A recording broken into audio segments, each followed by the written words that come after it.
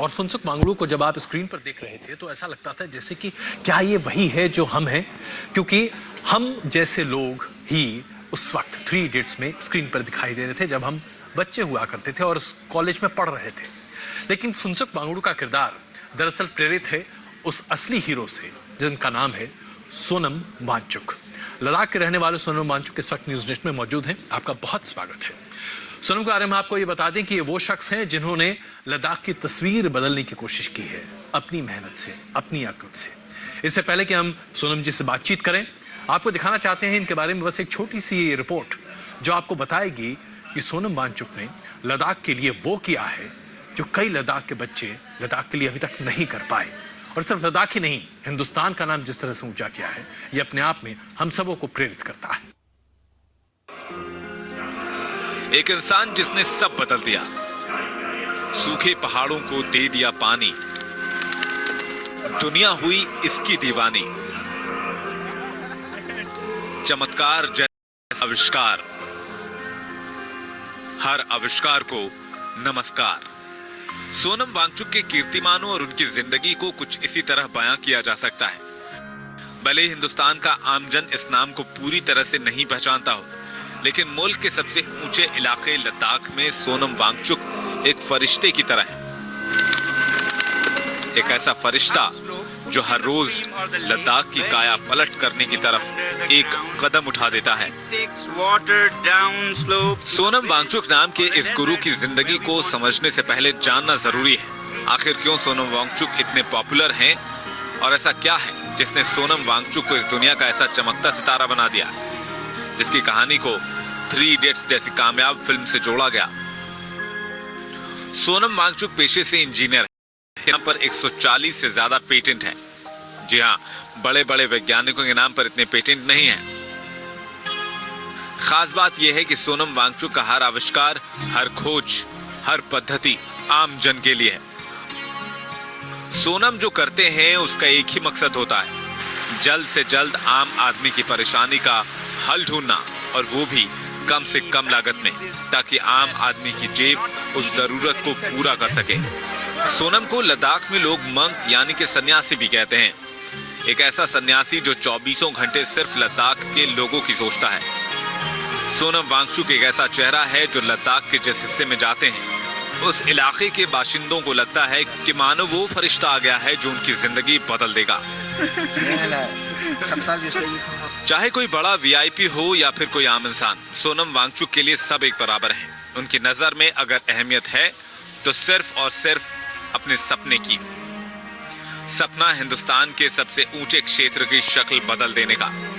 सोनम वांगचुक को देश विदेश से न्योते आते हैं। वो बड़े बड़े साइंसदानों के सामने खड़े होकर अपने विचार रखते हैं एज अ सीड। लेकिन जब लद्दाख का कोई आम इंसान सोनम से रूबरू होता है तो लगता है मानो अपने गांव घर का कोई आदमी मिल गया हो। अगर आप लद्दाख जाएं तो बहुत मुमकिन है कि किसी गली या गांव में सोनम आपको अपने नए आविष्कार की स्क्रिप्ट लिखते नजर आए। सोनम वांगचुक के कारनामों के निशान आपको लद्दाख के चप्पे चप्पे पर मिल जाएंगे। कहीं लद्दाख की सूखी धरती की प्यास बुझाते नदी नाले मिलेंगे, तो कभी जिन इलाकों में बिजली नहीं होती थी वहां आज रोशनियां टिमटिमाती दिख जाएंगी।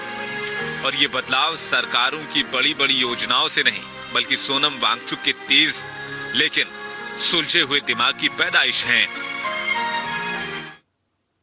उत्तर भारत के लोग या दक्षिण भारत के लोग, मध्य भारत के लोग, हमें तो ये बात ही समझ में नहीं आती कि ये आइस स्तूपा क्या चीज होती है। तो मैं चाहता हूं कि आप हमारे दर्शकों को ये समझाइए, क्योंकि ये आपके लिए शायद बड़े आसान सी चीज है, लेकिन हमारी परिकल्पना के भी बाहर है। जी, बहुत साधारण है। इसमें कोई रॉकेट साइंस, कोई मूविंग पार्ट, मशीनरी, पावर, बिजली कुछ भी नहीं चाहिए। हमने एक पाइप उठाया, सीधा साधा पाइप, उस पाइप को ऊपर के भाग में झरने में डाल दिया। अब पहाड़ है तो ढलान तो होगी, ऊपर पाइप को डाला तो नीचे पानी खुद आएगी गुरुत्वाकर्षण के कारण, और प्रेशर, दबाव बनेगा और उस पे अगर एक फव्वारा आप लगाते हैं तो वो फव्वारा फूट पड़ेगा।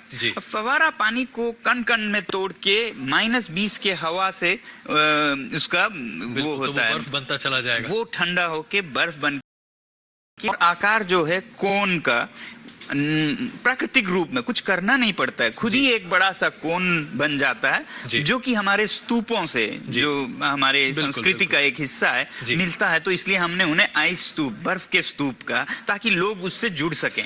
तो देखा आपने, सोनम ने जिस तरह से आपको बताया कि कैसे वो आइस स्तूप बनाते हैं। जी हाँ, आइस स्तूप, जिसकी वजह से सोनम को रोलेक्स अवार्ड 2016 का मिला है। यह प्रस्तुत करता है एक ऐसी तस्वीर जो कि हमारे भविष्य के लिए अत्यंत आवश्यक है। आइस स्तूप सिर्फ लद्दाख में ही सफल नहीं है, बल्कि सिक्किम और यहां तक कि सोनम और उनकी टीम अब इसे स्विट्जरलैंड में भी सफल बना रही है। आइए आपको दिखाते हैं दरअसल आइस स्तूप है क्या और कैसे यह हमारे पर्यावरण के लिए ही नहीं बल्कि हमारी खेती के लिए बहुत अहम है। बहुत साधारण है, इसमें कोई रॉकेट साइंस, कोई मूविंग पार्ट, मशीनरी, पावर, बिजली। आज सोनम वांगचुक न्यूज नेशन के साथ बैठे हैं। उसकी वजह है उनका वो आविष्कार जिसके लिए वांगचुक को प्रतिष्ठित रोलेक्स अवार्ड से नवाजा गया है। सोनम वांगचुक के इस आविष्कार की कीमत न के बराबर है, लेकिन इस आविष्कार का नतीजा बहुत बड़ा है। आइस स्तूप नाम के इस आविष्कार ने लद्दाख की प्यासी धरती को तृप्त कर दिया है। कैसे, ये भी आपको समझाएंगे, लेकिन उससे पहले आप जरा देश का हाल देखिए और उन हालात से निपटने के तरीके। सूखा हमारे देश की एक ऐसी समस्या जो हर साल किसी न किसी इलाके को अपनी चपेट में ले लेती है। सूखे की एक बड़ी वजह जहां कम बरसात को माना जाता है, तो उतनी ही जिम्मेदार होते हैं कमजोर सिंचाई और वाटर कंजर्वेशन के साधन। तो सोनम ने अपने पहुंच वाले तरीके पर महारत हासिल कर ली, और वो भी बहुत सरल तरीके से। सोनम वांगचुक के आविष्कारों की फिलॉसफी 3 बिंदुओं पर केंद्रित है: अर्थ, वाटर, आइस। यानी कुदरत ने जो कुछ लद्दाख को दिया है, उसी का इस्तेमाल कर सोनम वांगचुक अपने आइडिया को हकीकत की शक्ल देते हैं। और इसी से प्रेरित होकर उन्होंने एक ऐसे कॉन्सेप्ट को जन्म दिया जो आज लद्दाख की प्यासी धरती की प्यास बुझा रहा है। आइस स्तूप यानी बर्फ के स्तूप। दरअसल लद्दाख का एक बड़ा हिस्सा सूखे पठार से घिरा है, जिसकी वजह से हर जगह सिंचाई के लिए पानी मुहैया नहीं हो पाता। इसी का इलाज साइंस के जरिए सोनम वांगचुक ने निकाला। आइस स्तूप बनाने के लिए लद्दाख में हर जरूरी चीज मौजूद थी। नहीं था तो बस एक आइडिया जो सोनम वांगचुक के दिमाग से निकला। सर्दियों में लद्दाख के कुछ इलाकों में तापमान माइनस में चला जाता है। कम तापमान के चलते वो जम जाता है और पानी के लगातार जमने से एक छोटे पहाड़ जैसी बर्फीली आकृति बन जाती है। चूंकि ये आकार देखने में एक बौद्ध स्तूप जैसा लगता है, इसी वजह से इसे आइस स्तूप का नाम दिया गया। सर्दियों में इस तरह जमकर ये आइस स्तूप खड़े हो जाते हैं। विज्ञान का नियम है कि जितनी ज्यादा सतह का क्षेत्रफल होगा, उतनी ही ज्यादा वो सूर्य की किरणों के संपर्क में आएगा, यानी उसे ज्यादा गर्मी मिलेगी। चूंकि कोणाकार आकार होने की वजह से इन ढांचों का सरफेस एरिया कम हो जाता है। इसी वजह से सूर्य की गर्म किरणों से इनका संपर्क कम होता है और पानी धीमे धीमे पिघलता है। आइस स्तूप जिस जगह बनाया जाता है, वहां से छोटी छोटी नलियां बनाई जाती हैं और इन नालियों के जरिए पानी खेतों में पहुंचता है, जिससे सिंचाई की समस्या हल हो जाती है। ये पानी निकलता कैसे है, ये भी समझ लीजिए। जैसे जैसे स्तूप के अंदर पानी पिघलता है, वो अंदर की तरफ एक जगह जमा हो जाता है। स्तूप में फिट पंप से पानी निकलता है और बाहर आ जाता है। 35 से 40 मीटर ऊंचे आइस स्तूप में तकरीबन 1 करोड़ 60 लाख लीटर पानी बर्फ के रूप में जमा हो जाता है, जिससे 10 हेक्टेयर के क्षेत्रफल में खेतों के लिए सिंचाई के लिए पानी मिल जाता है। यानी पानी, बर्फ और जमीन के जरिए ही सोनम वांगचुक अपने लोगों की दिक्कतों का हल निकालना चाहते हैं। सोनम वांगचुक का सपना है कि वो लद्दाख में एक ऐसी यूनिवर्सिटी बनाए जहां दुनिया के नौजवान इंजीनियर्स आकर इंसानियत के लिए अपना योगदान दें। ठीक वैसे ही जैसा फिल्म में फुनसुक वांगडू ने किया था। तो सोनम जी, ये रोचक रिपोर्ट आपके बारे में हमने दिखाई। अब हम आपसे जानना चाहेंगे, आविष्कार कोई बहुत छोटी बात नहीं है, लेकिन जिस तरह से आपने अपने लिए करीबन 100 से ज्यादा पेटेंट्स हासिल किए, आप लद्दाख के लिए वो कर पा रहे हैं जो शायद जम्मू कश्मीर की सरकार लद्दाख के लिए नहीं कर पा रही, वहां की हिल काउंसिल नहीं कर पा रही। लेकिन ये सारी सोच आपकी आई कैसे? आपने अपने आप को कैसे प्रेरित किया और इस दिशा में कैसे आप सोचने लगे? छोटा था तो लोगों से मांग के पजल्स, रिडल्स, पहेलियां जी। ढूंढ ढूंढ के उसको सुलझाता था, गुत्थियों को। अच्छा। अब बड़ा हुआ तो देखने लगा कि सब जगह समस्याएं ही समस्याएं हैं, कहीं से ढूंढने की जरूरत ही नहीं है। तो उन्हें सुलझाने लगा। तो उन्हें सुलझाते हुए अपनी इंजीनियरिंग कर रहा था तो मैंने देखा कि लद्दाख में सैकड़ों नहीं हजारों में बच्चे फेल हो रहे। तो मालूम हो ना हो, वहां पर एक ऐसा समय था कि 100 में से 95% बच्चे 10वीं में फेल हो रहे थे। 95%। और हाँ, जैसा आप कह रहे हैं कि 95% अगर बच्चे फेल हो तो फिर बच्चे फेल नहीं हो रही है, प्रणाली फेल हो रही है, सिस्टम फेल हो जी। तो उसको सुलझाने लगा। उसमें मेरे कोई 15-20 साल गए। टी फॉर ट्रेन कहें, आप बताइए 11,000 फुट पे कौन सा ट्रेन होता है जो हम उदाहरण ट्रेन की देते हैं? एस फॉर शिप बोलते हैं। अब पहाड़ों में शिप का उदाहरण दें और कहें बच्चा फेल हो रहा है। या फिर हम कहते हैं एफ फॉर फैन, जहां -20 का तो तापमान है, आप फैन का उदाहरण देके एफ जैसे एक स्क्विगल को समझाने की तो ऐसे हालात को समझते हुए हमने उन सब को बदला, किताबें बदली, शिक्षकों को ट्रेनिंग दी, लोगों को संगठित किया और देखते ही देखते ये नतीजे 5 से 55, 55 से 75 हो गए। तो इस तरह से शिक्षा की समस्याएं सुलझाने लगे। ये जो स्कूल आपने बनाया जिसमें खास करके उन बच्चों को आप शामिल करते हैं जिन्हें आप सिस्टम के फेलियर मानते हैं, लेकिन वो बच्चे आपके स्कूल में पहुंचकर बहुत कुछ करते हैं, खुद स्कूल चलाते हैं, वहां पर आप तमाम तरह के आविष्कार कर रहे हैं जो कि शायद बुनियादी बेसिक जरूरतों पर आधारित हैं। ये सोच कैसे उत्पन्न हुई और जो बच्चे आप वहां पर शामिल कर रहे हैं इनको, वो खुद कैसे अपने आप को प्रेरित कर रहे हैं, उसमें आप लोग की भूमिका क्या रहती है?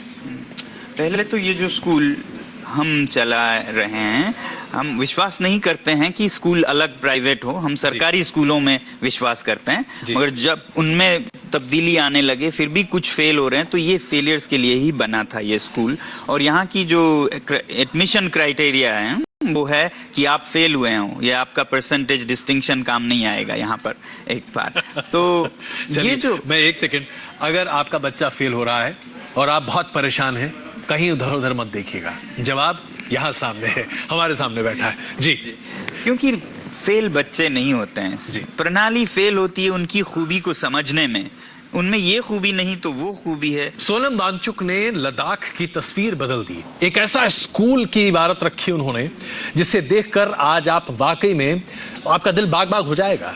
इसकी कुछ तस्वीरें आपको देखने को मिली थी 3 इडियट्स में, लेकिन उसकी वास्तविकता आज हम आपके सामने प्रदर्शित कर रहे हैं और उसके साथ साथ सोनम वांगचुक के भविष्य की तस्वीर भी आपके सामने प्रस्तुत करेंगे। वो एक यूनिवर्सिटी खोलना चाहते हैं, एक ऐसी यूनिवर्सिटी जो कि खुद अपने आप को चलाए, जहां पर स्कूल ऑफ बिजनेस वाकई में बिजनेस चलाए, जहां स्कूल ऑफ आर्किटेक्चर वाकई में बिल्डिंग बनाए, जहां स्कूल ऑफ प्लानिंग चीजों को प्लान करे।